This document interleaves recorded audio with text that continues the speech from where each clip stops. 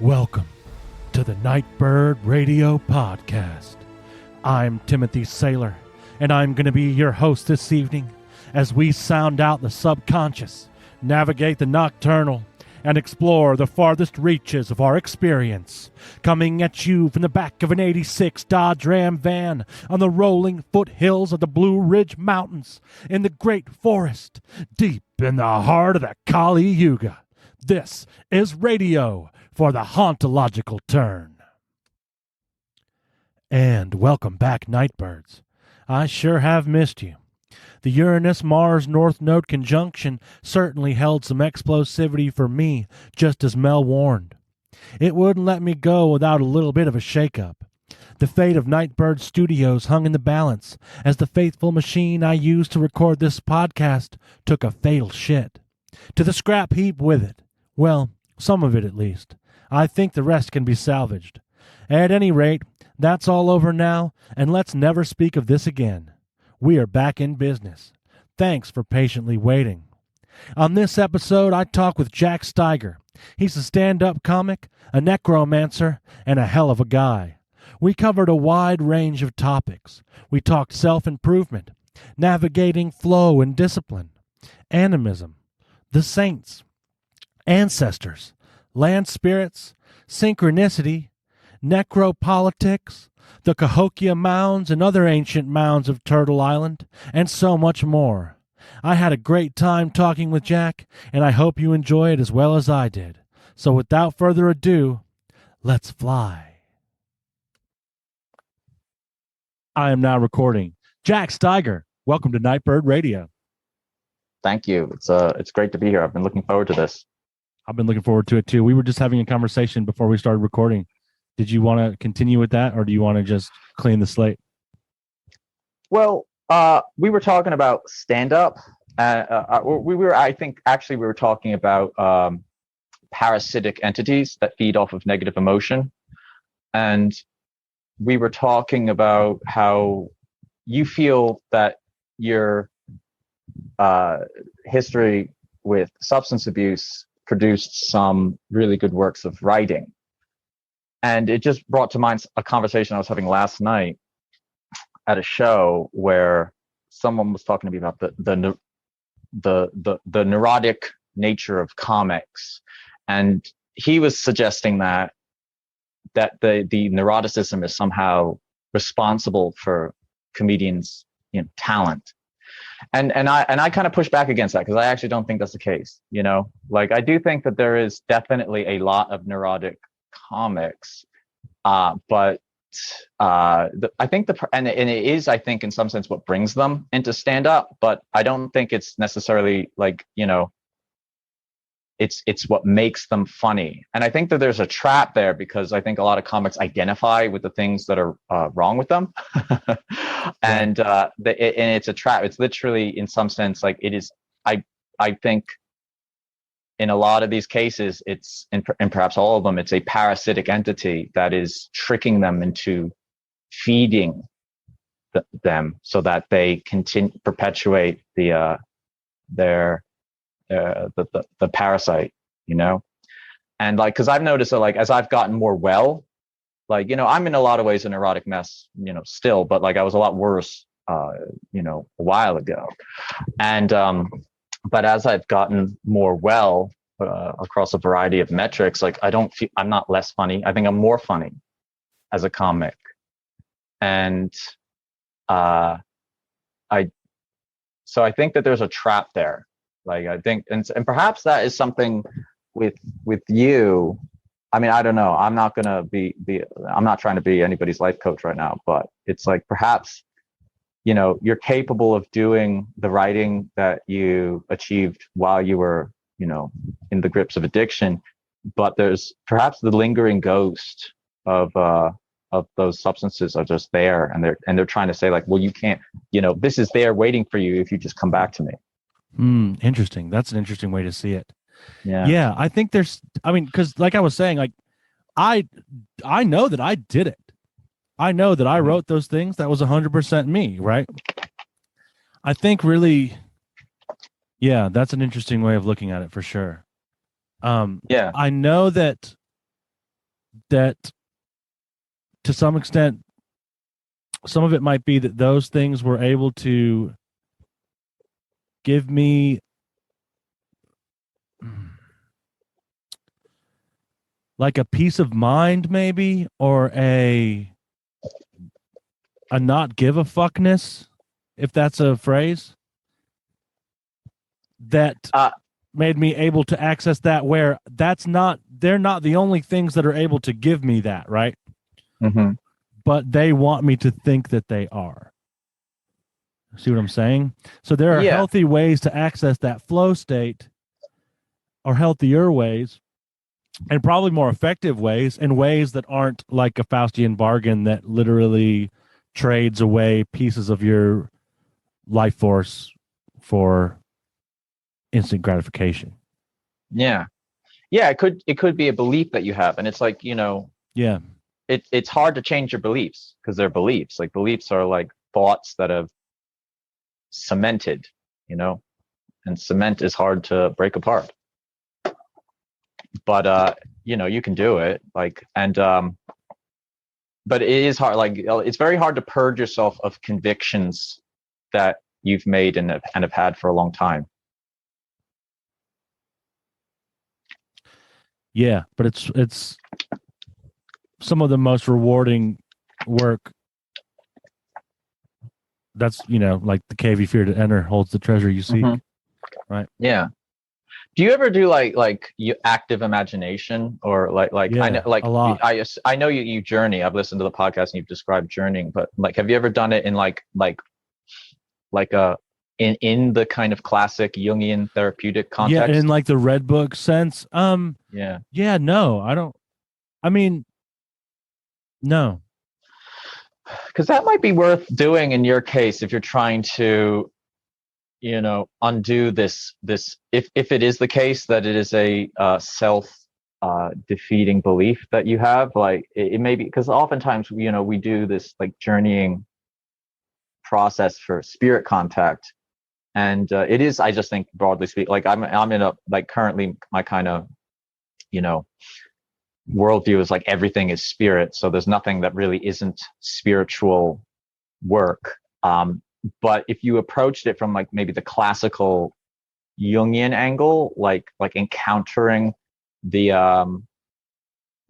entities, or just that calcified belief system, like, that might be a way to go, but because again, like, I know you journey and I've heard you describe it, but there is the, like, the way that Jung, and Jung was essentially doing, like, what, like, he just called it active imagination to just be fancy because he was hiding his wizardliness. Yeah. But there, it might be worth thinking with it as a therapeutic technique. Yeah, I like that idea. And I like like that sort of self-interrogation. Yeah, is fascinating to me. Yeah. Now, granted, it's not all that, right? Because there are definitely like other beings that you encounter. But yeah, like, all thoughts are like honestly, like, I've gotten to the point where I've been like contemplating like what, like, I don't really even think any thoughts are trivial anymore. Yeah. Like, or at least I treat them all as potential. And this sounds like a path to schizophrenia, but like, when I like close my eyes, like if I like lay down and just put earplugs in and close my eyes, like I just treat everything that's going on as like a genuine spirit encounter.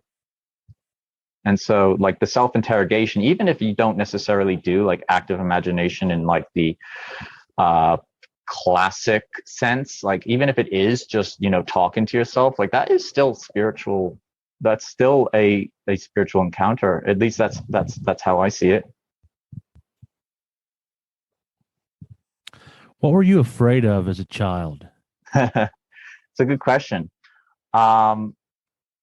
It's I was afraid of going to sleep because I was afraid I would get nightmares.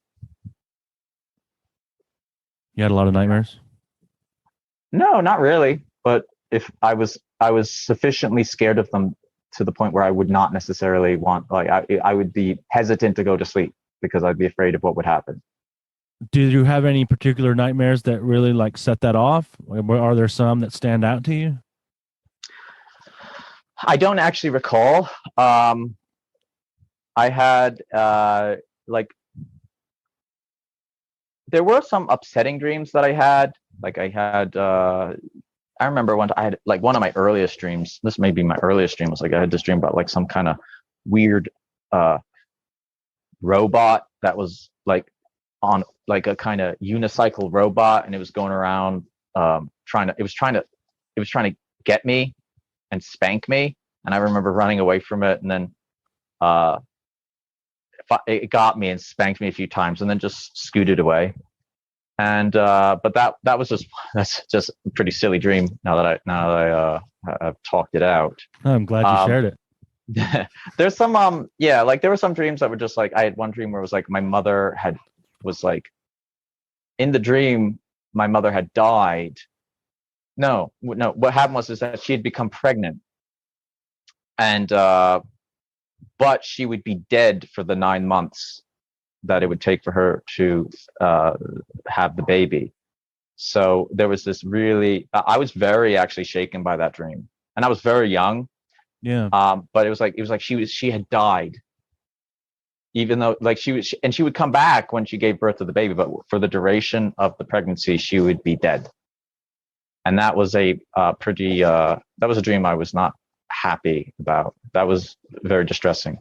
Yeah, it is. So, but there weren't like too many terrible dreams that I can't recall the dreams that I was particularly afraid of. I used to be pretty afraid of horses, because I would actually have like, I think I had a few dreams about horses. Sometimes just walking around. Horses kind of scared me. We had like we lived growing up. There was a farm behind us, and there were 2 horses, and my grandpa would take me and my brother out and have us visit the horses. And one of them was named Arthur, and he was friendly, but then like there was this other one named Diablo, and my grandpa was like, "Watch out for Diablo. He's got a temper. The guy tells me he has a temper." So there was just this unknown fear about this horse named Diablo. And so I think that contributed to like a mild phobia of horses that I had early on. What's your relationship now to horses? They're fine. I'm pretty ambivalent when it comes to horses. Like they're fine. What about dreams? Not like, what's your relationship now to dreams? Oh, I'm very good at remembering my dreams. I actually have like my dream recall is very, very good. Nice. Anything that you've worked on, like how do you work on that, or does it just come to you? I find the way to remember dreams is there's this moment when you wake up where it's before you've actually pulled yourself up in any way. Like it's like you're kind of like there's this, you haven't really used your motor functions too much, and you're lying there, and then you gotta like pull the dreams as you're waking up before they get away from you. And there seems to be this moment when you like rest yourself from bed and like or pull the blankets off of you when you exercise like some kind of complex motor function that seems to kind of take you away from the dream world. But there's this state where it's like you've just come back into the waking and the memories are there. And I find that's the thing that really helps. And there are the classic things about like talking to yourself. I used to do that, but for me lately I don't really even want to devote thought to formulating sentences. Like it's literally just get the memories before they go. Cool. So you don't even write them down or anything? I won't write them down in the moment. I'll write them down later when I get to it, but I'll remember it. Yeah. It's interesting that you say pulling, because I do feel like there is a distinct sensation of it's like pulling a thread. And like, so I have the end of this thread and I can only see the end of the thread. And I'm like, well, I don't remember any of the dream but this. But if I start to pull on that image or thought, then I start getting more. Yeah. Comes up. It's interesting. And oftentimes I'll like, one thing that really helps, I should like, actually this is a big thing, is praying for dream guidance, and also specifically asking for help in remembering it upon waking. Yeah, that absolutely. is big. And oftentimes I'll be, as I'm waking up and like I'm struggling to remember the dreams, I'll actually pray to the person to whom I had prayed for dream guidance, and I'll ask for help remembering it. And then I know that really seems to help. Like that helps a lot. Yeah. And then sometimes it'll just, a lot of times what will happen to me is like, this seems to happen when I'm a little short on sleep, is that I'll be going about my day, and then something will happen that will remind me of something, and all of a sudden the dreams just explode into my awareness. Yeah, like, I have that too. I love that. Yeah, when that, like, you just remember, just like you see some weird thing, like some like word spelled out in a license plate, and then it just, the whole dream just kind of like just unspools instantly, like like a tent that, like, you pull a wire and the tent just comes completely, like, just gets set up. I've had a lot of luck with the second sleep as well. Oh yeah. It happened Oh to yeah. me. That's a good one. And especially too, if like, say you get, like, I would get up at sunrise to do specific devotional prayers or whatever. And it's like, I'm not going to fucking stay up. I'm going back to sleep. Like, I just, you know what I mean? Yeah. And so for that, like, hour or two, I would get really good communication through that. And especially if I was looking for communication, right? Like, a lot of very good specific stuff from spirits, especially the spirits, you know, if you're, like you said, asking for the recall, making that second sleep part of the practice, right? Yeah. Yeah. Yeah. That's huge. I've noticed that my dream recall is I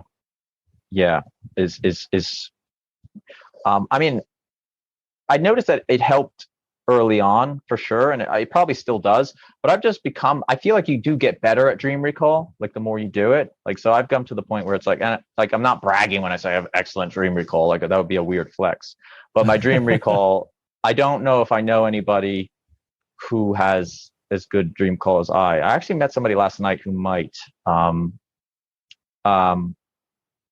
yeah, like, my dream recall is on point. Hell yeah. That's what's up. Yeah, man. Own it. I feel like mine sort of follows the phases of the moon too. Like I'm better at recalling my dreams around a full moon, is what I've noticed. Interesting.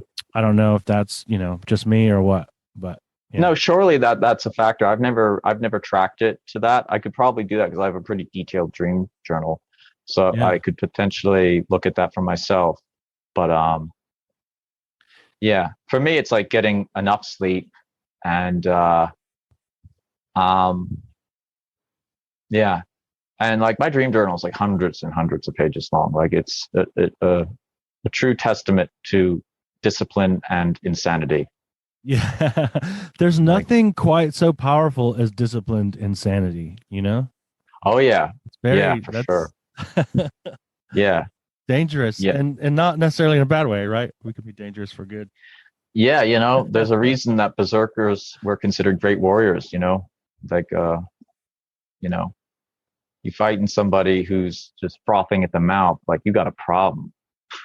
Yeah, well, dude, I really do think there's something to that. You know, like you mentioned when you were talking about all thoughts being some form of spirit contact, and you said this may be something like schizophrenia. I think it absolutely is. And I think it's one of those things where, like, okay, so I may have mentioned this before. I'm not sure. I talk about it a lot, so whatever. When I first started down this path, this journey, magic, occultism, whatever the hell you want to call it, it was like going insane a little bit. But I also probably was kind of going insane. And it was like, you know, the universe starts talking to you, and it's like it's like the world around you is tripping on acid or something, right? You get the synchronicities. I think it's what Robert Anton Wilson called the Chapel Perilous, right? You're in it. And it's like, what the hell is going on? And so at first I was a very irritating person, probably to everyone that I talked to, because I was making all these connections and I was trying to just like blast these downloads that I had gotten to other people. And they were just like, bro, slow down. You know what I mean? Like, what are you talking about? And so then coming to learn how to sort of rein that in, or you let that work for my benefit, has been a really rewarding part of all the kind of practices that we do, like meditation, journeying, being aware of the messages from your body and from without your body, you know, all that stuff. Trying to discern when spirits are talking to you, you know, and probably always, right? It mirrors quite a bit that, you know, there's that I want to say it's Joseph Campbell, right? The psychotic drowns in the same river in which the mystic swims with delight, something like that. I'm probably misquoting, but it's what are your thoughts on that? I think that when it comes to like my early spiritual experiences were kind of like, there was this like I was like, there was this urgency. It's like, this is real. Like this is fucking real. And so I like, and like when you're embedded in like just you know, society that's, you know, more essentially based on material rationalism, it's like Neo when he, you know, like, well, not exactly like Neo. It's totally like that. Yeah. Like, well, I was kind of reminded of like when Neo, like it has like gets told what the Matrix is, and he's freaking out. It's like, get away from me. But it isn't quite like that. There's more like, it's actually kind of like intoxicating when you realize that like spirit is real and that like magic is real and works. It's but so it's like, but it's not for everybody. So you kind of you know, I've noticed that, like, I think that I started getting into magic around the time Neptune entered Pisces, which is apparently a time when like kind of magic seems to have like, that seems to track to the increase or resurgence of magic. And that was around when? I don't know offhand. But ballpark I think it might. Yeah, I can look that up. But you got a ballpark? Like, around when did you get into this? I mean, I'm just out of curiosity. I think I got it. I actually have. It was 2015. I actually have the chart for it. It was actually somebody sent me a message. I actually have the message that with somebody sending me some videos. It was the Grant Morrison disinfo. Oh lecture. Yeah, that's a great video, great lecture. Yeah, so I actually have the time and date of my and location of my discovery of magic. That's wonderful. That's a wonderful thing to have, man. That's so cool to hear. Yeah, and I can definitely see what was going on at that moment, and it makes a lot of sense. So it was around 2015 that I got into magic, and so I'm relatively. Like I didn't actually, have the, I didn't really have an interest in the occult, and certainly didn't practice it at any point up to that point. Yeah, I thought it was, I wanted it so badly to be real, and I had read like, so in high school I was like super like Christian. But I was always interested in like possession and Satanists, and it was just always fascinating to me. But I kind of was able to approach that fascination through like, oh well, I have to know like what, you know what I mean, like in case I ever have to root out a coven or something. I don't know what the fuck, but I was just, it was fascinating, and so I learned some about it through that, right? And then I kind of learned that, like, oh wait, there are people that actually practice this stuff, and like some part of me deep inside was like so wanted to do that and wanted it to be real. Mm-hmm. Life kind of hit for a long time, and yeah. That's interesting because, like, I remember listening to the lecture that Grant Morrison gave where he described the sigil method, and I somehow immediately knew it was real. Like, he's describing the message, he was like, his insistence was, go out and try it for yourself and see if it's real. And for some reason, when he was talking, maybe I was just, swayed by his charisma, but I immediately knew it was real. And then that night, as I was going to bed, I had a very strange vision as I was going to bed, and that was more, more confirmation than I needed. And yeah, so for me, like, it was like, yeah, again, to use the term, intoxicating, because in some sense, like, magic, I believe magic is like your birthright. It's everybody's birthright, and it's something that, let's say the archons have tried to separate us from. Yeah, that's the only way I can see it. Yeah, it's impact. Yeah, like they want to divorce you of really any kind of spirituality ultimately, and they'll make certain concessions so that you can have like a milk toast kind of happy clappy kind of Christianity or other type of religion, but they really do not want you to be empowered by spirit. Yeah, they don't want you under the hood. Yeah. Which is interesting because neither do auto manufacturers. Yeah. They want someone else doing that shit. Well, there's a way in which that's probably fractally like the same thing. Like, yeah, totally. I see it as the same thing. It is, yeah. Yeah. Like that, there's an interstitial layer. Like, you have to be divided from everything by this archonic layer. I talked about it with Reverend Janglebones on that episode, Arcondoms. Yep. No, I listened to that. Yeah. The Arcondom. Yeah. The prophylactic against the messy experience of reality. Yeah. Yeah.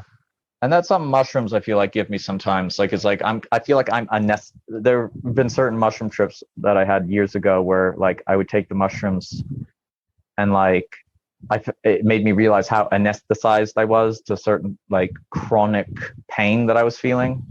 Mm. And I just was like, the entire time I just wanted to crawl back into that, sweet ignorance of that pain. Because it's like but because that's the trick. Like, the archons do give you something. They'll give you something. They'll give you just essentially a very, they'll numb you, Did you end up going to Cahokia? Yes, I did. Do you want to talk about that experience? Yeah, so I had called you because we were trying to set up this call, and as I was talking to you, I was leaving St. Louis, and you advised, like, I was talking about going to Cahokia, or I saw a sign for it because my friend had recommended that I see Cahokia, and you were very excited because you've always wanted to go there. So and you really pressed me to go and see and so that I could tell you what it was like. So I did go. I didn't get too much out of it. Like, I was trying to, like, listen and pay attention to what was going on, and I had like a kind of, I did, like, kind of have this, like, sense or image of someone being sacrificed, perhaps a child. But overall, I got a sense of, like, the commodification of the place, like, and like, not like, it's not horrendously commodified. Like, it's not like, like Stonehenge, Las Vegas, but it's I was reminded of something Gordon talks about, which is he's often using this idea about, like, ships that have sunk into the ocean and have become coral reefs and have been coral reefs for longer than they've been ships. So it's like, what am it now? And so I got the sense of the mounds being overgrown by grass. That's just what they are now, because I was kind of trying to, because I wanted to come to this with like, I could like told you it would be nice to see like I had some crazy Aztec vision of just like I was this priest and like I was whatever, killing a kid, sacrificing it to the sun god. But it was just kind of the sense of like, this is what they are now. They're mounds now. Like whatever role they had is now like that they're just hills that like they're in some sense a reminder of those who came before on the land. But yeah, I didn't spend too much time there because it was quite hot and I was getting a bit cooked. So but yeah, so that's essentially my experience. There was a curious impression I got from like as I was driving out of there, I saw Woodhenge, like there was this reconstruction of Woodhenge, and I got like a sense of like Woodhenge being like a real party place. Like I'm speaking out of ignorance here because I don't know much about what.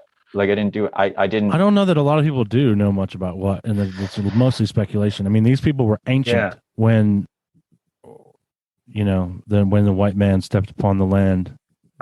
These were the ancients to the natives already. Yeah. Like when I saw Woodhenge and I was struck by like the attempt to reconstruct it. I saw as kind of like in some sense it was Woodhenge wanting to be reconstructed. And Woodhenge like is part of that complex. Like it's not actually one of the mounds, it's just a complex. But I got this like visual of it being a place, like it was like an outdoor kind of recreation area. But the image I got was like people kind of dancing, and it was kind of like something that like wasn't like super serious necessarily. Like there was this kind of recreational sense, kind of jaunty. That's nice. Yeah. Like people dancing, youths dancing, like, but those were my impressions of that place. Cool. No, it's just, I like to hear it. And there's been mounds that I've gone to that felt like that too. I know like they're rebuilt a lot of the time. So it's like a recreation anyway. Right. I kind of do like that feeling of these are now just grass mounds, and that's what they are. Like, it wasn't necessarily that they were just grass mounds. Not just grass, but no, not just, but like, yeah. It was like just isn't the right word. Yeah, like it was like the sense of like this is what they are now. Like it would be futile. Like these are ancestors of place. Yeah, they've returned to the earth. They're retired. That's interesting. Yeah, like some don't feel like that at all. Oh yeah, some feel quite alive. There are some effigies here that are like buzzing. That's why I was interested to hear what you had to say, because I think it's cool to hear someone that's kind of in tune with this stuff, what their experience of these places is like. Yeah, it was worth a visit. Maybe one day I'll go back and like, because I will actually pass through there. I'm likely to pass through there sometime later this year. So I might linger and do a more devoted. I might pay attention more. And you can find some. I suggest also trying to find some out of the way mounds as well, because it's a totally different vibe, right? Like, and sometimes I do wonder if it's not the will of these places.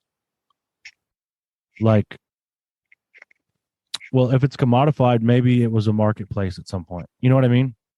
Like that's the dreaming that it has, and I can't say for sure. I don't know, but like. That's actually very interesting, because it doesn't always feel like that, but what I've done when I was driving across country a lot in the past year or so, was there's a lot of place names that have mound in them. And if that's the case, then usually you can find a mound near there. And so like if I saw like Mound Road or something, I would pull off the highway and look for the mound. And that's a cool way to find them. Because I have kind of a burgeoning mound obsession, you know? And part of that is like, okay, well, this is like. You a mound man. I'm a. Well, then I was reading Peter Levenda, and that got me even more interested, right? Like, yeah. Have you read Sinister Forces? No, I haven't read. The only thing of his that I've read was the Lovecraft Codex. Okay, I haven't read that. Or the Lovecraft Code. Yeah, it's a novel he wrote. That's like it's actually supposed to be like, you know, it's essentially Da Vinci. Like it's literally like it's there in the title. Like it's the Da Vinci Code except Lovecraft. Okay, interesting. Yeah. There was a story that you told me when we were camping about I don't want to spoil it, man. An apparition you saw on a beach. Oh yeah. Do you want to tell that? Can you tell that? Sure. So yeah, this may have been around the time that I began practicing magic, or maybe it was before then. I kind of doubt it because I don't think I really had any instances. I don't think I had many instances of high strangeness like this before I started practicing magic. But basically, I live in a town near the beach, and sometimes at night I would go walk on the beach because it's quite peaceful at night. And there was this entrance to the beach that was basically like you go down a hill to enter the beach.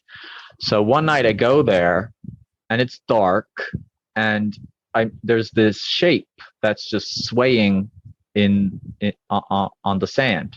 And it at first I thought it was a garbage bag, like a black garbage bag that was just going back and forth. And it caught my eye, and I was looking at it, and its movement was quite odd. And like I was like straining my eyes to make it out because again it's quite dark. And as I was peering at it, the shape kind of coalesced into a human silhouette, like it was a human outline, like a person. And I go down the hill, so I'm like, this is somebody else sharing the beach with me. So I go down, and I was looking at the guy, and as I get closer to him, I see he is dressed as an Orthodox Jew. So he's got like the black, pants and coat and a wide brimmed hat.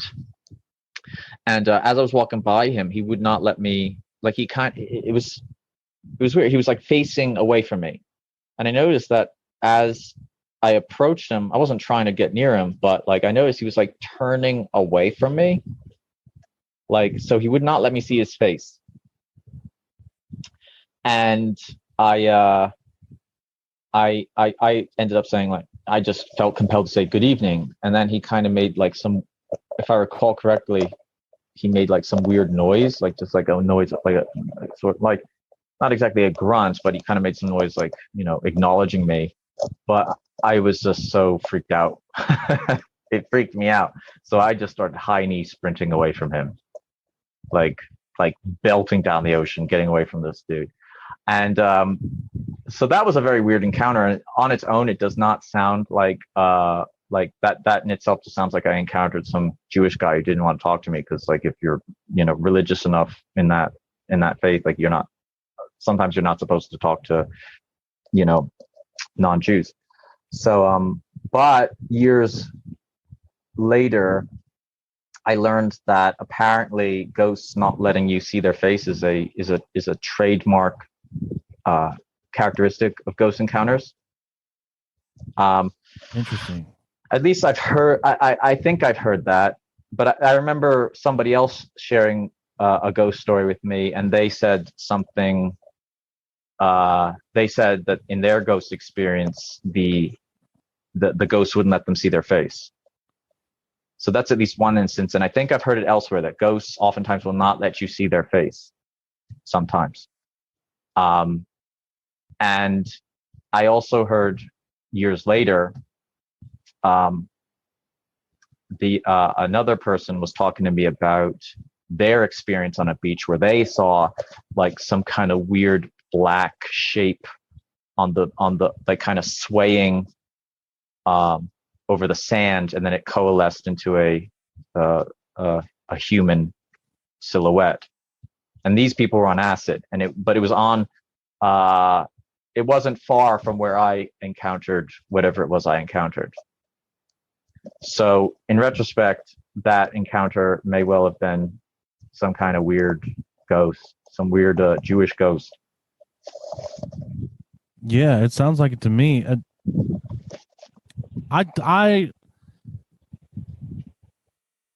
I put a lot of stock in like the vibe that you'll get in a situation, right? So like there can be a totally normal situation in which you're like, this isn't right. Like, that is to be trusted. That's the knowing. Yeah. That's part of it. That's part of the experience. So yeah, I've had some pretty mundane experiences that struck me as there's something weird going on, right? So then to have also a weird experience that strikes you as there's something really not right going on. Yeah, I trust that. Yeah, I've been thinking a lot with like omen logic, yeah. and I'm wondering if I can apply omen logic to every waking moment. You know, like sometimes it'll just seem like I think you can read the world like a deck of cards. I think that there's a way of I'm beginning to see that.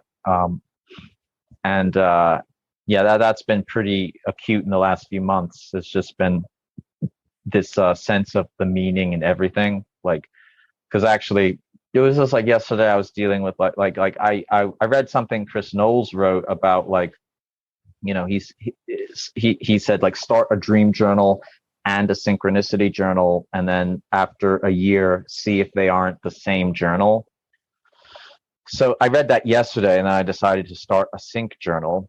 And like I experienced the synchronicity, and then as I was jotting it down, like this deer just stops and looks at me. Like I just noticed there's a deer that just like is it's like jaunting around, and then it just looks at me. And there was this moment where we're just looking at each other, and then it just goes off, running away. And itself, like that is not a, you know, I would say most people would not consider that a moment of high strangeness, but there was something that felt meaningful about it. It's like just, you know, because like that's a park where I go to exercise, and like the deer are, you know, just used to, you know, human presence. Sure. And this deer just like looked at, like, you know, just like decided as I was jotting down a particular synchronicity, it just stops in its tracks. Like, and it was bounding around, like, and then it just stops and looks at me. It was just this, yeah. So it was relatively mundane, but the feeling and just that moment, there's this, I feel the significance there. I feel that there's something there. And the timing. Mm-hmm. It's all about the timing. Or not all about the timing, but a lot of it is about the timing. So like that happened right when you were writing about synchronicity, and you know what I mean? Like, sure, that could have happened any other time. And it's like, I think every animal encounter is a spirit encounter as well. But oh yeah, just like, you know, we're spirits too. Yeah, I mean, an encounter with a table is a spirit encounter. If you want to really get into it, like everything is spirit as far as I'm concerned. Yeah, but it's like there's animals I try to pay a special attention to. Yeah, no, for sure. Yeah, there's a lot of like agency there, and yeah. I had a similar encounter with a deer pretty recently too. Interesting. We just kind of looked at each other, I think, but that moment where you're staring into you're two creatures out in the wilderness, you know, like, and you notice each other, and that's it. Like, there's something to that. Yeah, and I think like animals are in some sense more easily possessed than us. Like we're like our minds are very complex. So I mean, in some sense, we're like, because I kind of think like identity and all, like it's all just a kind of flow of spirits going in and out. Like you as a human being are a repository of various spirits, Right. but like it's hard for necessarily one to kind of get dominance. Whereas like an animal, perhaps like it's like I'll use an example of one time I was there's this graveyard that I did a lot of stuff in terms of like necromancy. And so I felt obliged one day to go there with a garbage bag and clean up a bit.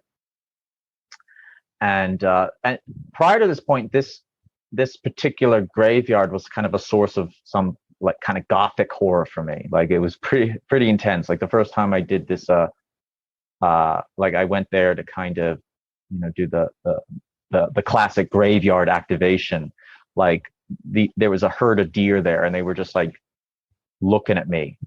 Like I just walked in, and these deer, massive antlered deer, just walking around in the middle of the night, just bright moon and these deer.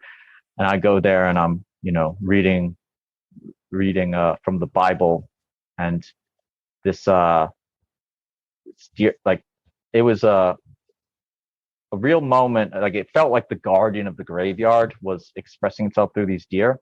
Yeah. And so I went back there sometime later, and I just decided to do some cleanup.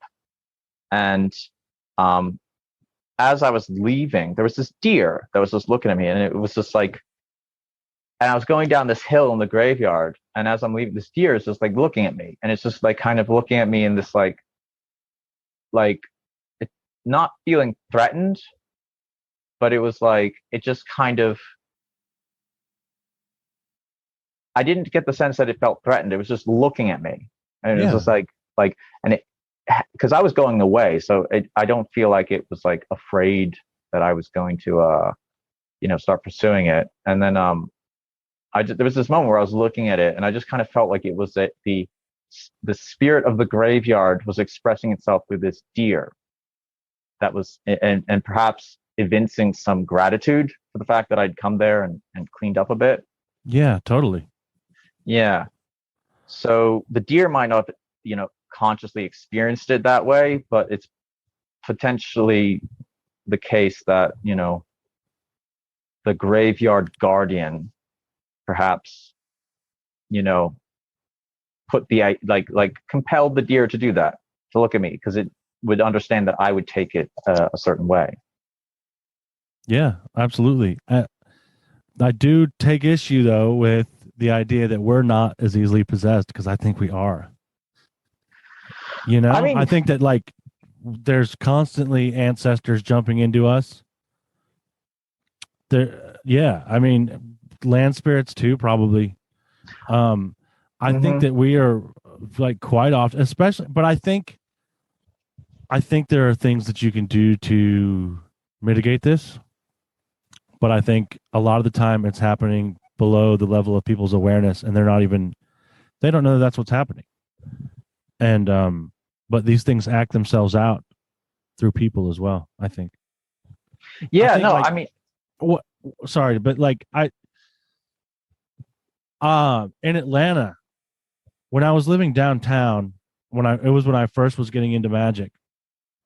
So not a lot of like wilderness or country settings.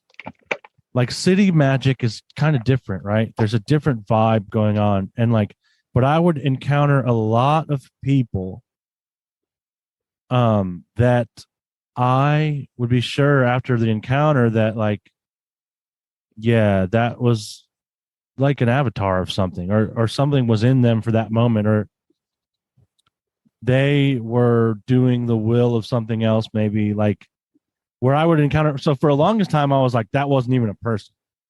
Like that was a spirit. But that view has been a little bit refined to where I think that like, yeah, sure, that was a person. But at that moment, something was channeling through them, Oh yeah. Yeah. I mean, it could well have been a person that I encountered in the graveyard who, like, maybe like just. Well, you were a person that a deer encountered in the graveyard. That deer was like, so man, I was walking and this guy just looked at me. You know what I mean? And Yeah. like you were embodying, you were being the beautiful face of your people when you were there cleaning up that graveyard. So Mhm. you were in a way embodying like your well ancestors, I would argue. Mm. You know, it's a way to see it. I don't know. I mean, Oh, I think I was just yeah, like I understand humans can definitely be possessed and quite, and like I have this idea that like it's not necessarily my idea, but like all identity is possession, right? So when like for sure people are easily possessed. Like, you know, your name is like your whole sense of self is in some sense a possession, like of a spirit. That's kind of like, you know, your like your body is haunted flesh. And yeah, it's and certainly like spirits can like possess people. Like if you're in a place like if you're in a city and the way just everybody there treats you, like that is in some sense the city, like, you know, communicating with you yeah. or treating you a certain way because they are of the city, like they're constituent parts of that place, you know. So there is like possession like going on, and humans are certainly that can happen too. I just think, yeah, it just depends on what's around, like how these things are more likely to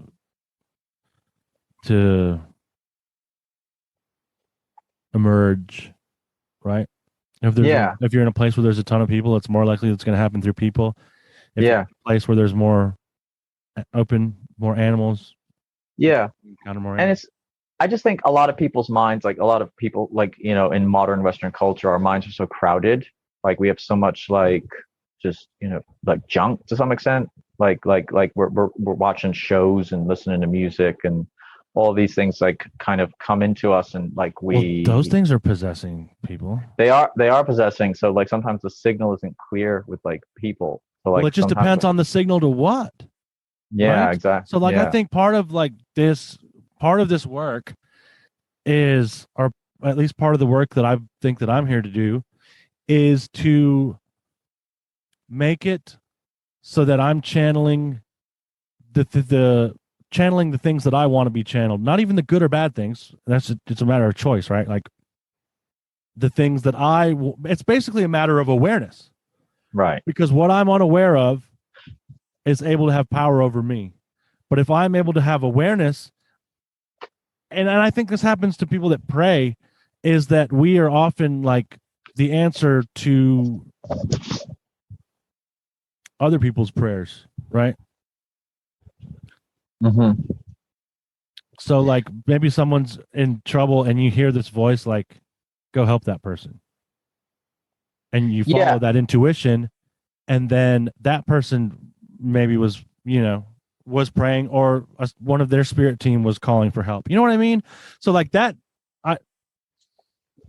I want that to happen more than me being unwittingly ridden by some sort of unwell ancestor that's just replaying some old trauma, right? But I think it's Yeah. always happening. Yeah. And what you say reminds me of something C.S. Lewis said, which is prayer doesn't change God, prayer changes you. Mm-hmm. So like when you pray, you are bringing, depending on who you pray to, but like you're if like praying for others is drawing out of compassion. Like it's like, you know, and like oftentimes if you pray to, like, you know, praying to Our Lady, you don't go to Our Lady for revenge, right? Right. You don't pray to her for like smite my enemies and help me get back with my ex so that I can cheat on her and like she did on me. Like it's like, so like when you pray, when I find praying to Our Lady, I do find like, you know, I'm praying for certain, and I feel inspired to pray for others. Like I feel drawn to, Yeah. and I feel that way praying to saints as well often. That's why I like, I think like as a magician, it's hard to go wrong with the saints, because the saints will work with you. Like there's all kinds of people, all kinds of magicians who work with the saints, who pray to the saints and pray to, like, and it's like they you don't have to be, you know, expressly Catholic to to appeal to them, and they're safe. Like these, you know, chthonic deities, like they are so. There's a lot of, you know, the spirit world is very big and it's very dangerous, and that's why I just like saints are, you know, for the most part safe. You know, like they're not going to, like, it depends. Like there are some saints who are, you know, a bit hot. You know, I don't Spicy want to. saints. Yeah, I don't want to name names because You don't have I to don't name any necessarily want names. to invoke them. But there's some, yeah. Um, you know, if you just come like with the, if you just come to them with like if you just come to them genuinely and like, you know, it's rare that you're going to find what's going to destroy your life. Whereas like a chthonic entity might, because there's like a protocol and it's like, you know, like they like to be respected, and, you know, and I'm not saying don't, there are things that they'll do that you can go to them for, but, you know, uh, um, cross your T's and dot your I's. Yeah. I think there's also something to be said for trying to how am I going to say this without it coming off? Like maybe it's sometimes better to see what ones of those come to you.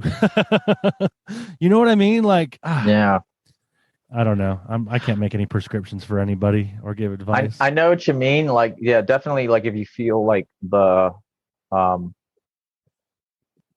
you know, there might be a sense of like, it's like like Pokemon's, like gotta catch them all. Like you just want to Right. do all the magic, like do all the magic, all the Egyptian gods, all the Nordic gods, like, you know, all the saints. You know, um, yeah, that, I think that way madness lies. Like, although I think early on, you know, that was certainly the case with me. I feel, and you just kind of end up finding settling into your praxis, and you know, it's just, you know, part of, you know, the journey of being a magician. You know, I've heard Gordon describe it as like the "Are you my mommy" phase. You know, Yes. trying to find like what fits for you. You know. Yeah, and I think there's something to be said for dancing with the one that brung you, Mm-hmm. you Yeah. know? Mm-hmm. Yeah. It's and that's, yeah, and like that's why I think I vibe so much with Catholicism, because the preponderance of my ancestors, at least recent ancestors going back some generations, are Catholic. So there is that, you know, Rupert Sheldrake morphic resonance thing where it's like, you know, you're doing what your ancestors did. There's less friction, you know, less friction, because, and so like you can slot in. You know, it would be perhaps difficult for me to just become a full blown Hindu, you know, although Yeah. I have, you know, you know, Ganesh has been very kind to me, but I don't feel called to, you know, move to India and become a devoted Hindu. Right. Like I'd probably have a lot of barriers. Although Ganesh removes barriers, so, you know, he he could potentially make that easy for me. Well, He's yeah, a it's god. very possible and people do it, but like the way I like to see it is it's like my first language, right? Mm-hmm. So learning another language is very possible and people do it all the time and it's a rewarding experience, but I think in this language. And so it is going to be the quickest way to like hit that spot for me, you know? So Yes. that's why like a lot of the Christian stuff works well for me because that's what I grew up with. And Yeah. there's an ancestral component to it too, obviously, right? Mm-hmm. But Christianity was my first language, and so it is the quickest to cut to the core for me, you Yeah. know? And like, yeah, I vibe with a lot of other stuff too. Yeah. But that one's always going to have a special place. You only have one first, right? Yeah, I suppose you're right. And there is also like what your ancestors did. That's another factor, Yeah. you know. And like I do feel like that is a fact. Like this morphic resonance ideas is I find very interesting. I think with it a lot. Yeah. And I think that when we're talking about going to the chthonic stuff, I think and I'm not telling people to only stay within that tradition either of and some people don't even know what their ancestors did, they're not able to, or how, whatever it is, some people are cut off from that. There's Mm-hmm. certainly stuff that we're cut off from, Mm-hmm. you know, but finding like an ancestral chthonic deity is nice because I feel like there's a little bit more give to it rather than like just busting up into some place I've never been and being like, hey, I'm your buddy now. You know what I Yeah. mean? Yeah. Yeah. Because like in some sense, I think like larger scale entities would see you and this ancestor who propitiated it might see you in some sense the same entity. Yeah, So interesting. they're you're familiar to them. They kind of, it's like welcome, Right. welcome back. Yeah. And right, there's some cool ancestral work being done there too. Like you're kind of Yeah. opening up the lines of communication again, dusting them off maybe. Yeah. And like I said, not to say that only and like you don't have to stay in that, but I think it's a rewarding thing to check out. Like, Yeah, it's definitely worth going through like your ancestral lines and like seeing what's going on. Like it's kind of it's worth, it can be worthwhile. I don't want to say everybody should do it because um but going like doing some genealogical work is essentially an ancestral practice. Like you're remembering them, like you're remembering your ancestors. Like remember, like if you think about the etymology of that word, like like members is like the limbs in your torso, like so you're reconstituting them by remembering them. And sometimes like just remembering your ancestors is sometimes all they want or is good for them. It can be, you know. Um, yeah. yeah, I think that that's like the hallmark human religion. Like that is like our Ancestor ancestor veneration is our, what's the word I'm looking for? It's like our The it's religion. innate. Yes, the religion. It's innate to us, right? Like Mm-hmm. even the saints have an aspect of it. Holy Yeah. dead, like Yeah. we revere those that have gone before. Yeah. Yeah. Like the early Christian church was a bunch of hot goth chicks just collecting dead people's body parts. Like, Yeah, hanging out in cemeteries yeah. with dead Yes. people, and they were like, Smoking yeah, cigarettes, tattooed, just strut. yeah, exactly. Hmm. Yeah, I think there's definitely something there. Yeah. No, I think ancestors are like you can. It's very important to be in relation to them in my experience. Like, and it's it's very like I think a lot of them. I think with like the idea going back to that idea of like you and your ancestors being one like entity, like a similar thing. Um, there is sometimes like if a lot of people die unwell. So something that I noticed, like let's say I don't know how relatable this is, but sometimes like I will like uh start my day and then I'll fuck up some way early on in the day, and then like oftentimes that thought will kind of stay with me and I'll be kind of trying to figure it out, like what the fuck did I do wrong to kind of get myself into that mess, and like it'll just persist and it'll detract from my performance that day. Like I won't be able to you know go about my day as well. So there's like this lingering thing that and then like it oftentimes like it'll either like dissipate on its own, like I'll forget about it, or it'll persist and I'll need to it'll stay with me until I go to sleep. That seems to kind of cure it. Like you'll just get it like most times, like it'll just get it. It'll like if it's something small, but like I kind of see like ancestral trauma as a similar thing, and it's like this complication that needs to be addressed, because like maybe it's better to think about it in a longer term. Like it's like if something happened to you when you were young, and it persists in your mind, and you're thinking about it a lot, like every day. Like that's something that needs to be addressed. You know, and it might be like you know, like you had like a relationship in high school that fell apart, and you got, you know, your heart broken. Like that's something you carry with you, and like it's a wound that if you don't treat is going to negatively impact your life. And so too, like I think ancestors, like you can kind of think of you and any one of your lines as like an entity in an, like collectively, like as a single entity. And a lot of times people die with all kinds of just unlived dreams and problems that they never faced, and like that stays with you.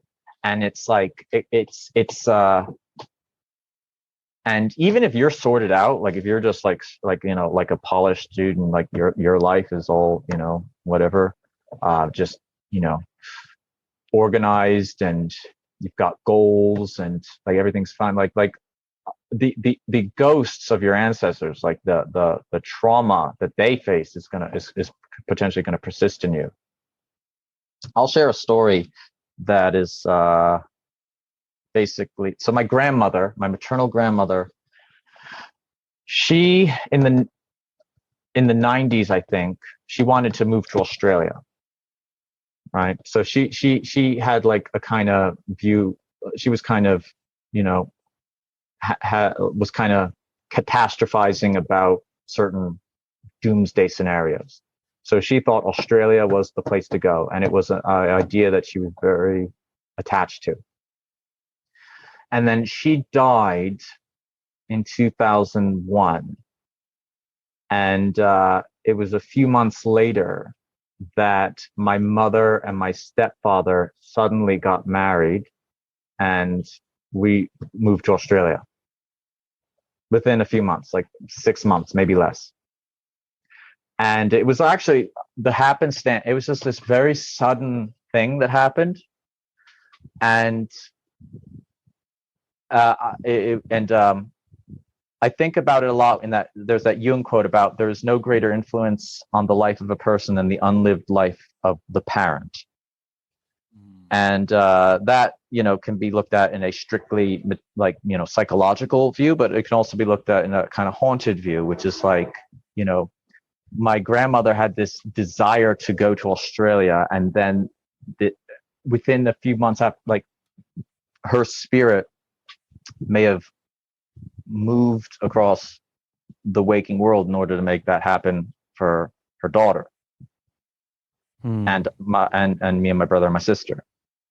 So and actually when we moved away from Australia, I always thought I would go back, and like I was actually hell-bent on going back, and I think that it may have been, you know, the continuation of that desire, because like, as you know, with 2020 happened, like we again, you know, I was facing, like, you know, what can I think accurately be described as a doomsday scenario myself.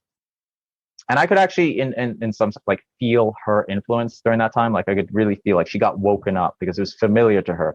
Like there was a doomsday scenario, and like I was possessed by this desire to return to Australia. And you know, as you're aware, and probably your listeners are aware, like Australia is not a great place to be, given everything that the Australian government has done in the face of the health panic, shall we say. And but I was absolutely possessed. Like I was a zealot about moving back to Australia. And a lot of people around me were like, Jack, this is A, going to be difficult, and B, what is it that you think is going to happen when you move to Australia? Like, you know, you're going to be facing a lot of stringent measures. Like, nope, this is the path. This is what I got to do. And I was completely, I just dismissed, and all the evidence that would contraindicate moving to Australia. And it took me a while to get over that, and I'm still really not over it. Like I there is a tremendous fondness I have for Australia. There is a lingering desire, like love for that country, for that land. But yeah, so like this is something that I'm just giving this as an example of the way in which unresolved loose ends and and your ancestral lines can manifest in your in your life, in your in your waking life.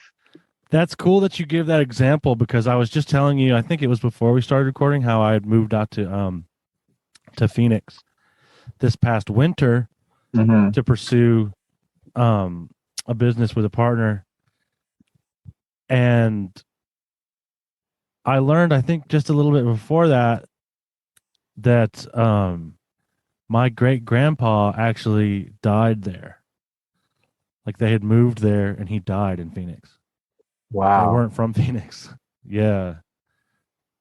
And so it was interesting too, because I was doing a lot of ancestor work and just, like it's a little too much to ignore. That is interesting. Yeah. So it's like, maybe, I don't know, like, was I there to help? I was actually doing ancestor venerations, like these 7-day long ancestor veneration rituals during that time. So it's like I went to the land where my great grandpa died to do ancestor venerations. It's pretty, I mean, that ain't nothing, as I No, say.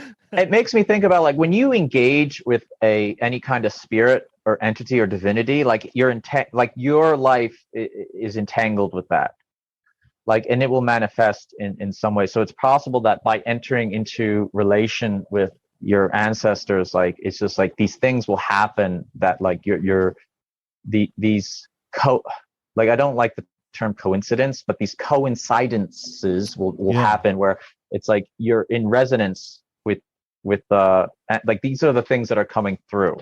Yeah. And sometimes it isn't always clear, but it's like because I've noticed I've been thinking a lot about synchronicity, because like I've had them, like, you know, the amount that's been happening is like it seems to be increasing. And it's very, sometimes I get a bit Jim Carrey from the movie 23 about it, just pacing around, just sleepless, like, what does it all mean?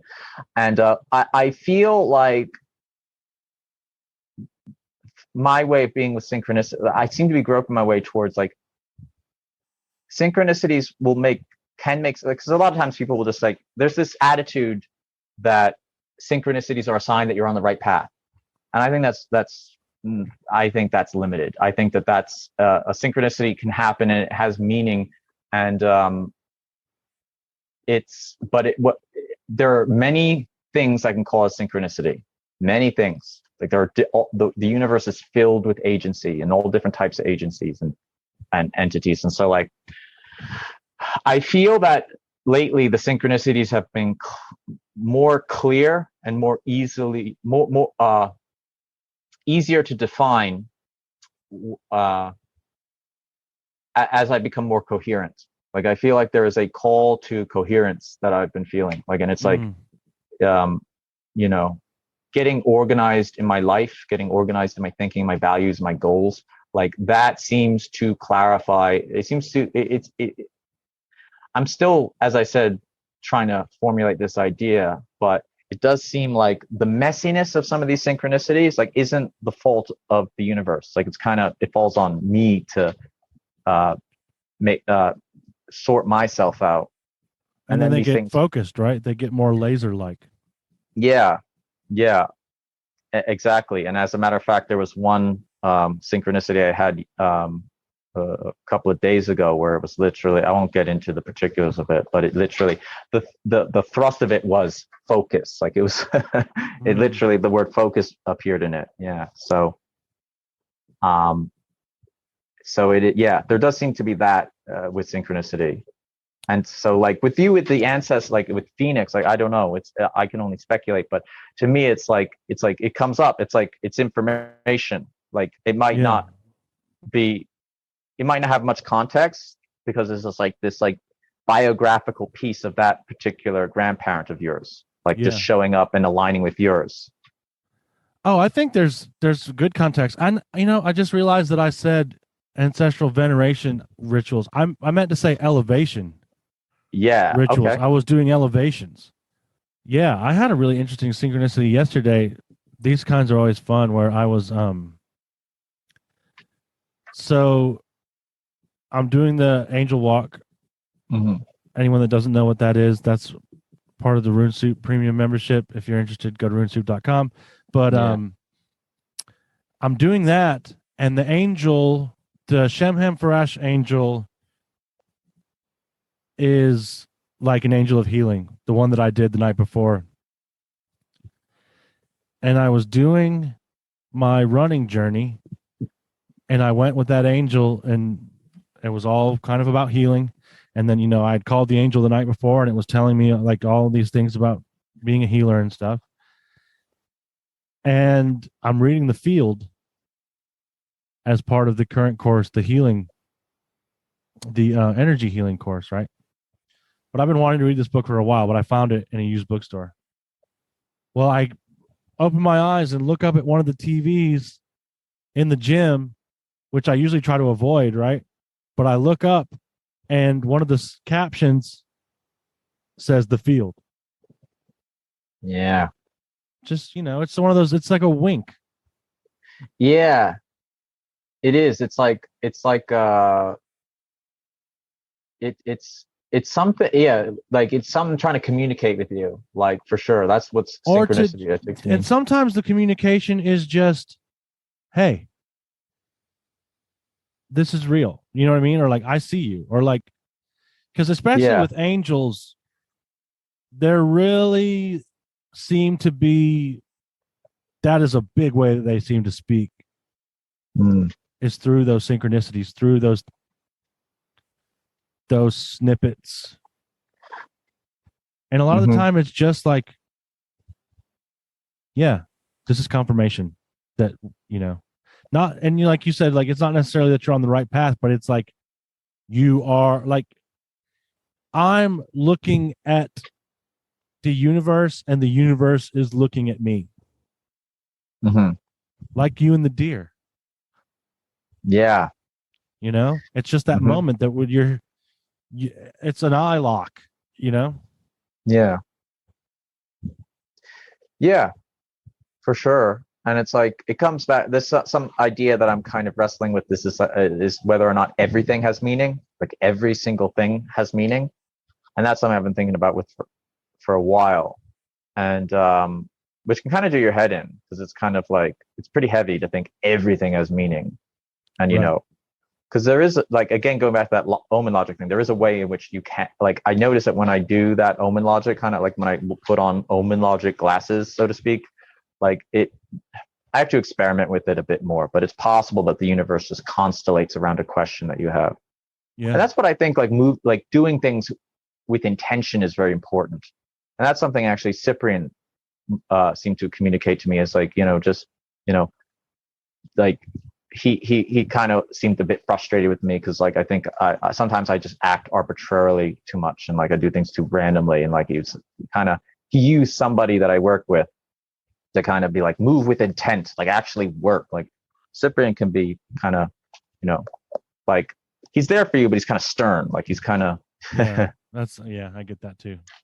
So it's like, but when I've noticed that, like it's possible that like you moving through the world with intent is in some sense like you're, like, who's to say that you organizing the world like to achieve something is not like you're not an entity forming synchronicities, like how that might appear, because you are moving with agency and using your agency to affect the world, and you're arranging the world around a certain meaning. I like that. Yeah. So yeah.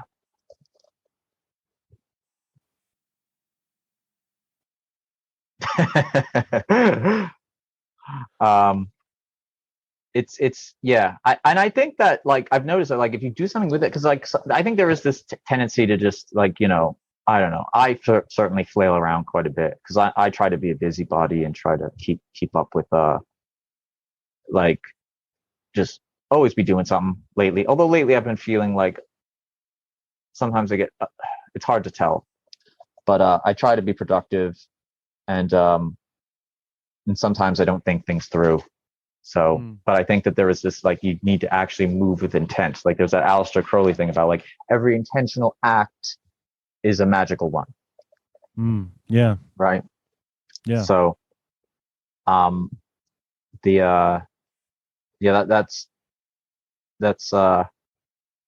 try to do some experiments with it, because it's like, if I go out with the intention of like achieving something, like even if it's just like I go to the grocery store with the intention of finding $20 on the floor. Like I have like vague memories of like experimenting with that, and like that kind of thing seems to kind of work. I don't know, just having the intent to doing something with a certain intention in mind. I'll experiment with that a bit, and you can have me on for again to see how that goes. Yeah, that'd be good. But yeah, the power of intention is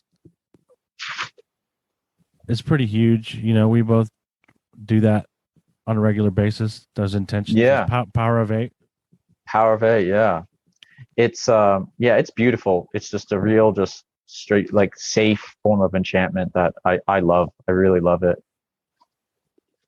It's it builds community in a way that makes me think like, yeah, this is like just right, Yeah, I love the Rune Soup community. Like, I love it. I don't know what I would do without it. Like, the people that I've met on there, like, Gordon is doing it's a great good that he's brought to the world, Yeah, the Rune Soup. It's been life-changing for me. It's been pretty instrumental in like helping me make a better life for myself too. It's not just fucking bubbles and sunshine. You know what I mean? Like, it's like has practical. Yeah. I mean, obviously.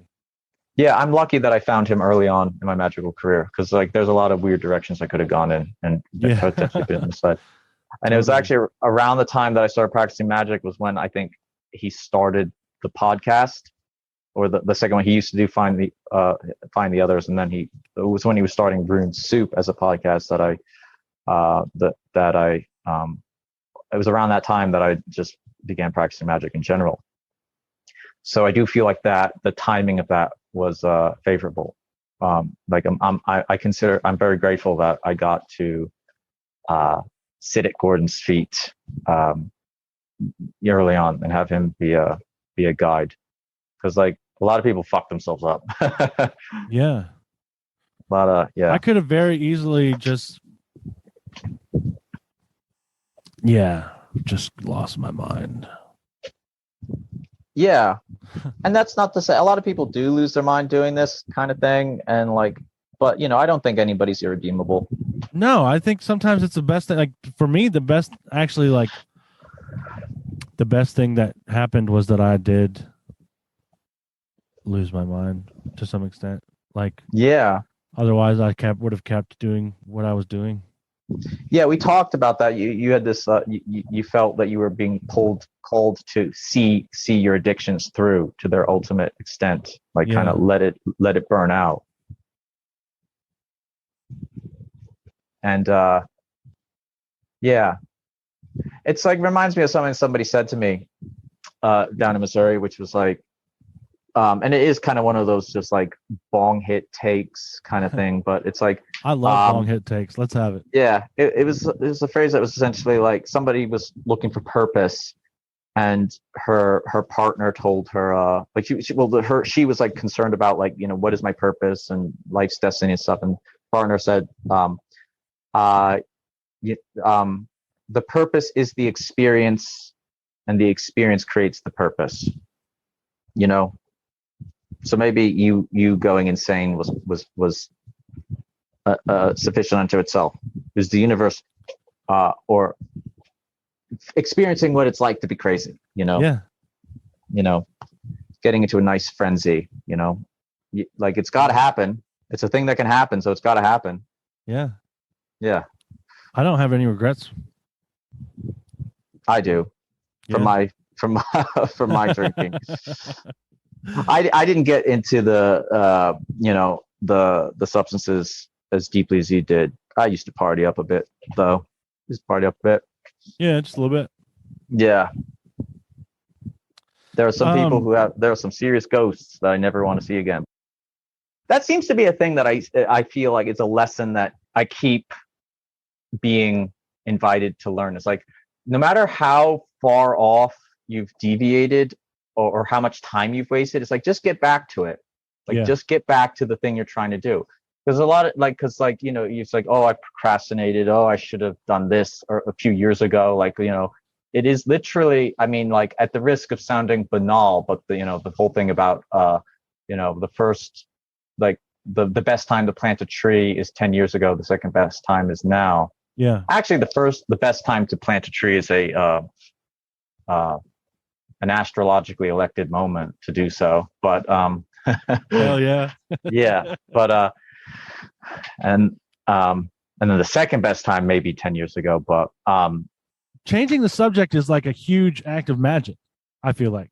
You know what I mean? And like, I think that there's going to be like some backlash for it, or like it's going to break the game, but it's actually like totally included in the game and is a legit move. Yeah. And I'm not saying that as a way to change the subject, but I'm just saying, like, I think that fits, right? Yeah. Like, if that makes any sense. Yeah, like, there's that thing, fortune favors the bold, right? So it's like, there's a degree of bravery that it takes to just get back to what you're doing. Yeah. Like, even though if you've wasted so much time and you're just in the dregs and your life has become stagnant and there's no momentum, like, I feel like the only solution is to just get up and keep going. And there seems to be a way in which I feel like, I have to reflect on this a bit, but I feel like I get rewarded when I do that. Yeah. Like, there'll be things that happen that are synchronous, that are helpful. Like, it's like, actually, I had an experience like that, which I won't get into right now, but it was like kind of like this sense like, oh, I've done something. I've kind of messed up quite a bit. And I had this profound encounter with someone I follow on YouTube.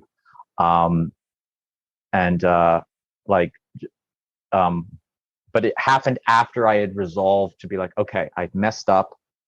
I didn't think this through, but I'm going to try to make the best of it. Like, I'm in it. Like, now I'm going to keep going. And then it was within like an hour or so, like, I had this like chance encounter with the guy following YouTube.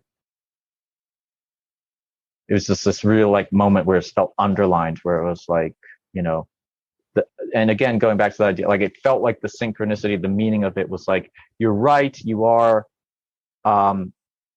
doing things without sufficient forethought, but this attitude that you're taking is good. So here is a profound chance encounter with someone that you admire. Yeah, you got thrown a bone. Yeah, that's cool. Mm-hmm. I feel like that too sometimes when I'm tempted to break my routine. So like, I used to I feel like I used to get down on myself for going through the motions, but that's kind of useless, I find.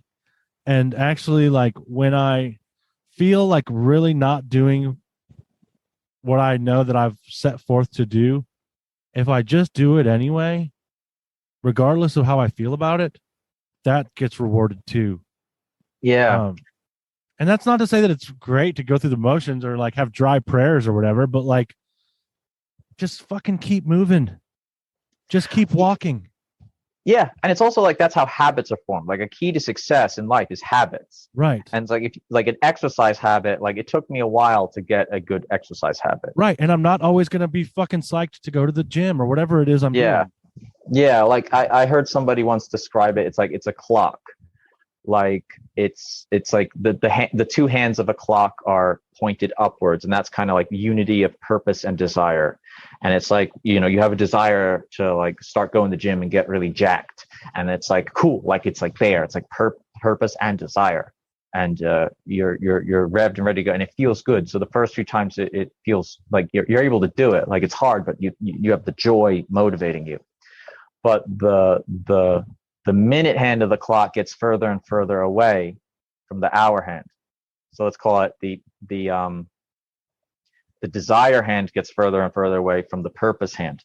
So it gets more and more difficult. Like they're less in union, and then it becomes like at some point they're opposite, where it's like, and it's at some point along there, along that process that people just give up. But that's So also when it starts coming back to where it started. Yeah, but as long as you persevere, like it always comes home. As long as you persevere, there seems to, like you got to put in effort. And this is something I've been a victim of. Is like I like that metaphor a lot. Yeah, and because eventually, then it'll get easy, and then it starts getting easier and easier, and then it comes back around, and it's like the moment that it's farthest away is the moment where it starts coming back. Yeah, I have a pretty good exercise routine at the moment, but it took me a while to forge that habit. And it took and it was pretty easy at first because I just had an idea, but it requires discipline to keep doing it. Because I think that a lot of times people who just in general in the particularly in the spiritual social sphere, there's this sense of just go with the flow, just go wherever, the timing can only be perfect and whatever, and just do what you feel. I've lately felt very much opposed to that.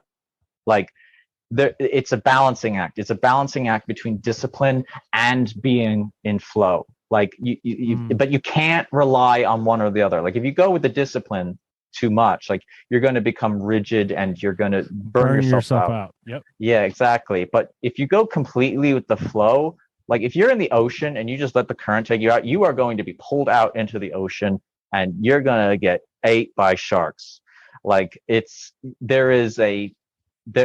You are called, you have to apply some measure of discipline. And sometimes it's all discipline and very little flow, and sometimes it's a lot of flow and little discipline. Sometimes you gotta just go. You need to pull it back. It's navigation. It is navigation, and you need to play a part in it. That's something I've been feeling with synchronicity, and because I've been thinking about synchronicity, because I've been experiencing them for years, and there's been this radical uptick in them. And I've noticed other people have been experiencing more synchronicities as well. Yeah, and I have too, which is why I find it compelling. Continue. I think it has something to do with the ontological turning that we're kind of living through, and the way that the way that the world seems to be, with all the cycle models and things pivoting to a different world order. But the synchronicities, to some extent, were kind of maddening, because I would experience them. So it's well, this is divine order. This is so just keep on this path. And I would get very, very, very stressed out oftentimes experiencing synchronicity. I would pause and really try to pay attention. I would get paralysis by analysis. And the conclusion that I've come to, and what seems to have been reinforced by my lived experience, is, you need to, there is a hustle aspect that I've been neglecting. And that's what I feel that's of late been my approach to, or view on synchronicity. It's there's meaning, and it's up to you to find out. And part of that is getting your life in order. Hell yeah. I hope that wasn't excessively Joe Rogan. I'm not trying to tell everybody to just go out, start working out. No, I mean, I think it's good to hear. I agree with you. Yeah, no. Yeah. Good things take hard, it takes hard work to get good things, not always, but a lot, and it's we admire, we all admire at some level, we admire hard work, and we want to deserve the good that we get, Well, and I think too, it does, I think, and if anyone's listening that isn't at that place, maybe a little hope there is, I know for me that I felt a long time that I would never be there, that I would always be this undisciplined, blown by the wind person. And when I look back, I can see like this snowball effect, right? Hmm. But I did have to be about my shit. I don't Yeah, know. you're called to participate in it. You know, Yes. this is another Gordonism. Is like we're co-creating the world. Like Right. we have some measure of will. Like I Yeah. don't necessarily want to say free will. I think that's a fraught concept, but there is will, and you have will for a reason, and like you got to exercise it sometimes. Yeah. You know. And so I can look back and see kind of all these things coming together for me. And then it just kind of like it started to happen, like little things added up and became bigger and bigger. Little disciplines added up and became whole practices. Things became skills that at first were Yeah. just kind of, I was just trying something out, and then they became skills, and that does, I guess what I'm trying to get at is that there is hope that will reach a critical mass. And I can Oh see yeah. that happening in my life. And it's gratitude. Yeah, and like I think that like things compound. Like it's like again going back to that morphic resonance thing. Like I was talking about that in an ancestral context, but it's like you can look at it on the scale of like a single lifetime, like a single person. Like you know, if you study French one day, like just randomly, you're like I'm gonna learn to speak French. Like you study French one day, like you have it, like if your past has not included any study of French, you're going to be fighting some against some momentum. But every time you do it, you're creating this you're creating momentum in that direction. And and obviously this you could just be psychological about it. It's like that's forming a habit. The more you do it, the neurons like form around that, and it's morphic resonance. Like it's like you do it, and it's like the more you do something, the more likely it is to happen again. Like just be, and I think that I suspect that there is more to it than just that material.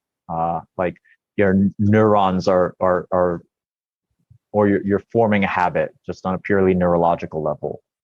Um, so yeah, Yeah. like The and physical reality will grow to form the field that is being, like, that's the morphic resonance thing to me, right? So I am adding to the field of becoming better.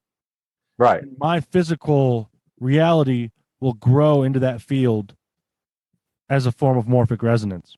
Yeah, and it might require some digging because there might be a bit of just accumulated uh dross And that to or me is where magic comes in too.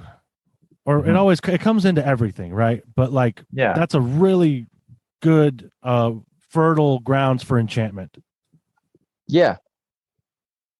Yeah, and like spirits will see that and help you. Like I think that there's I think it's possible that like your ancestors see that and like they'll come to help you. Like there's that, I think, Jesus said, I help those who help themselves.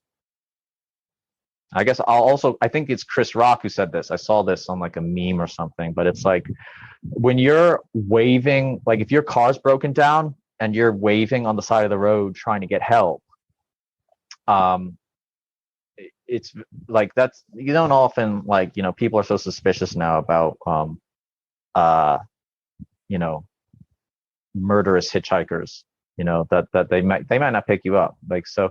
But if you start pushing your car by yourself, then that's when Oh, you're that's very good. likely to get help. So I think that there's a way in which like spirits will help you. Like they see you trying to help yourself, and like you'll like spirits will come down and help you.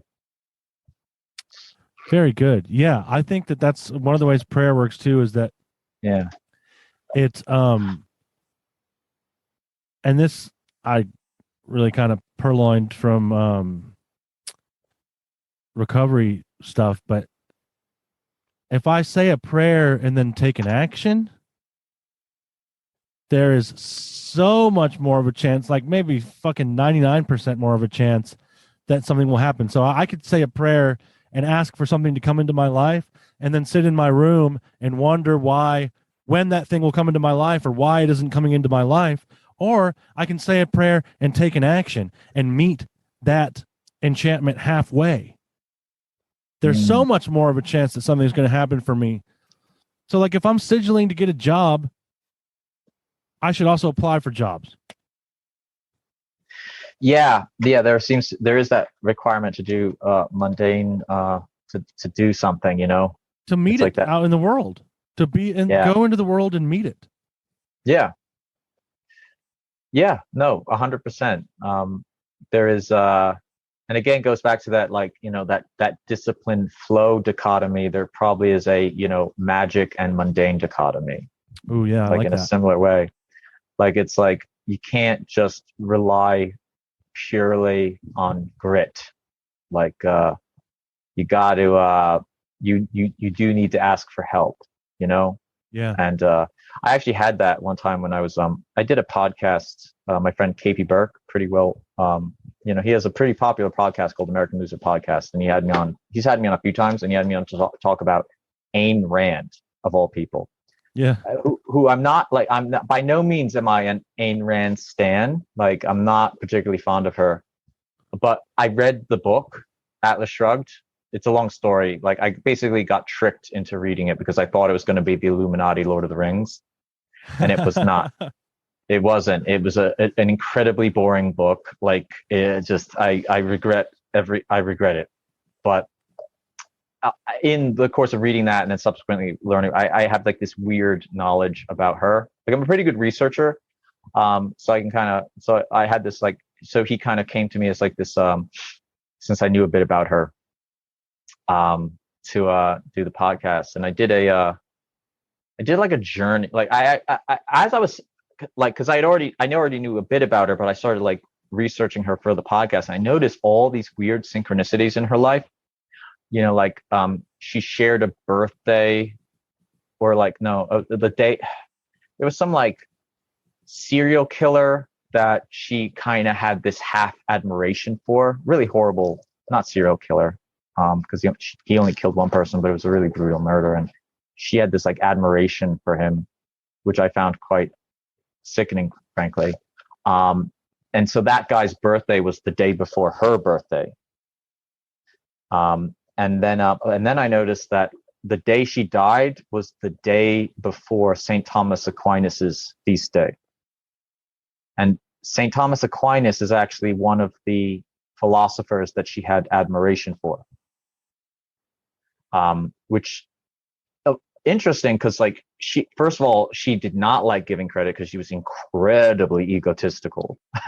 And she also had a particular contempt for Christianity. She considered Christianity a religion for slaves.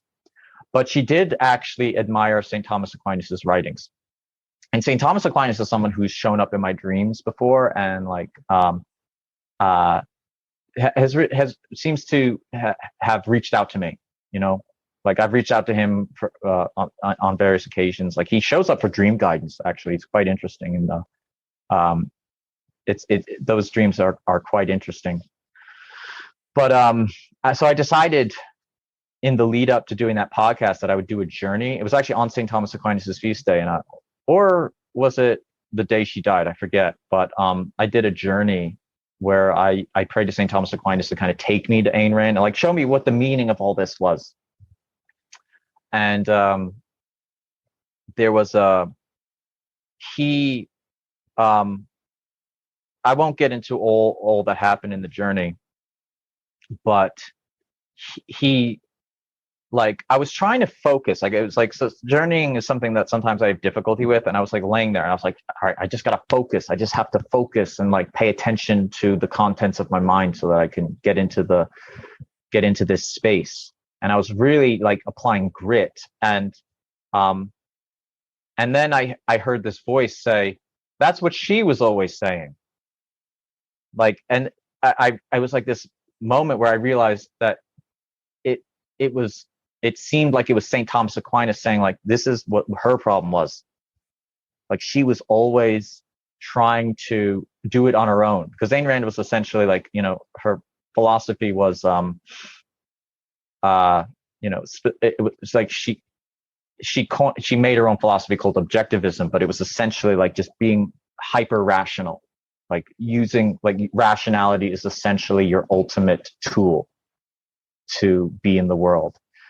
And there was this sense of that I got from St. Thomas Aquinas that was like, it's like you're being like her right now. Like this is what she was always doing. She wasn't actually, she didn't have, she would never. And in the course of the journey, I actually saw like I was with St. Thomas Aquinas and Ayn Rand, and we were being shown another Ayn Rand, a much younger Ayn Rand, praying like on her knees, like kind of like it was like like she was being shown like what she should have done. And so because Ayn Rand is like I think a very good example of someone who's just the pure embodiment of grit. Like she was just straight up like to the point, like she was all about just complete, utter dedication to completing, like fulfilling your goals, and using, and to the point where she would like, she was like addicted to amphetamines. Like she just was just doing speed to like, and plow through, and you can see it in her work. Like it's very speedy. Yeah.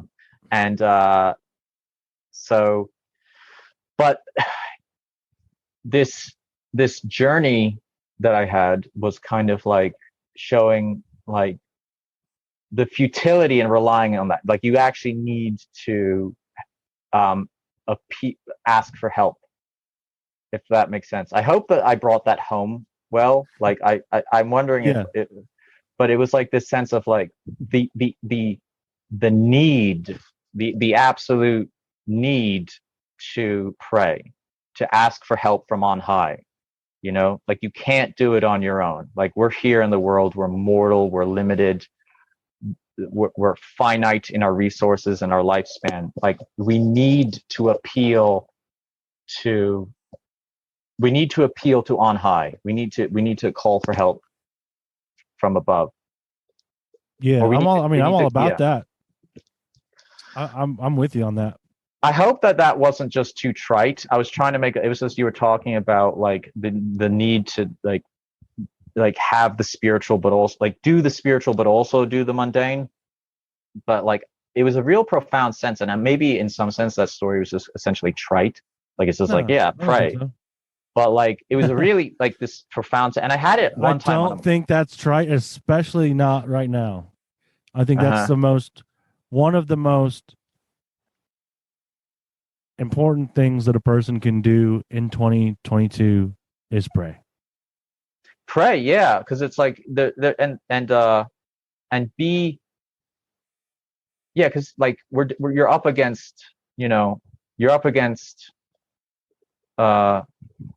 a lot of us are up against a pretty formidable opponent, Yeah. And it's so you do need to ask for help. And as soon as I'm able to ask for help, as soon as I do that, help arrives. It starts coming. Mm-hmm. Like, yeah. But I have to ask. Yeah. And that was a big lesson I had to learn in my life. I wasn't willing to do that. And I relate to the story you just told, actually, because I was also very speedy. But yeah. But I can't, I had to come to a point where I was just willing to do anything to change. And that started with, as again, it might sound trite, but that started with a simple prayer. Yeah. And that was the beginning of it. Yeah. There's a humility in prayer that I think is important. I remember years ago, there was a comedian I know who was talking to me about therapy, and he was talking about a therapist that he was unhappy with because this therapist recommended prayer, and he was just like, oh, no thank you. Like he was just smug in his material rationalist atheism. And like I was like, I found it kind of appalling because I'm like, this guy is a neurotic mess. And you're And paying someone that knows better than you to tell you what they think you should do, and then being like, "Well, fuck that." yeah, like he was just all being all smug and arrogant. It's like you're going to a therapist, like it's like, you know, and like I in my mind I was like, he should just pray just for the exercise in humility, just to pray Yeah. to something like just for the humility. Like he obviously this person seemed to be an atheist, so it's like, but just for bowing your head, maybe getting on your knees, just asking for help. Like it's like, I don't know. I remember I actually kind of, he's actually all right. He's a nice guy, but it was But just that's a huge barrier for some people. And like, what can you do? You can't force anyone to do anything, but I just know in my experience that, yeah, that was really important for me to do. And I think too that if I want what someone has, I must become willing, or I not must is the wrong word. If I want what someone has, I need to become willing to do what they did and to submit myself in humility to that. If I want what they have, and you know what? I don't have to go after what they have. But if someone has what I want, I've learned that it's important for me to put my preconceptions aside for a second. I don't have to do it forever. That's the nice thing about the reality tunnel. Let me just try it on. Mhm. And sometimes you got to crawl through your belly. Crawl through your belly. Crawl through the cave on your belly to find the hidden gems. Yeah. I remember you mentioned Cyprian seemed to communicate something like that to you. Like, if you want what I have, then do what I did. Yes. And I feel that way with Cyprian. Like, Cyprian's very much, about the work. Like, he's there for you, and like, but he just kind of he wants you to, there's effort involved. Like, it's almost Jordan Peterson a bit with Cyprian. Yeah. Like, yeah. That's a funny image. Yeah. You need to clean my altar. And there you have it. I promised Jack I wouldn't end on his Jordan Peterson St. Cyprian impression, but I lied. Thanks for listening, and I hope you enjoyed the show. Do you experience weird shit? Have you had experiences that don't lie within the confines of consensus reality, with its bogus and bland narrativizing? More importantly, do other people make you feel a little crazy when you talk about it?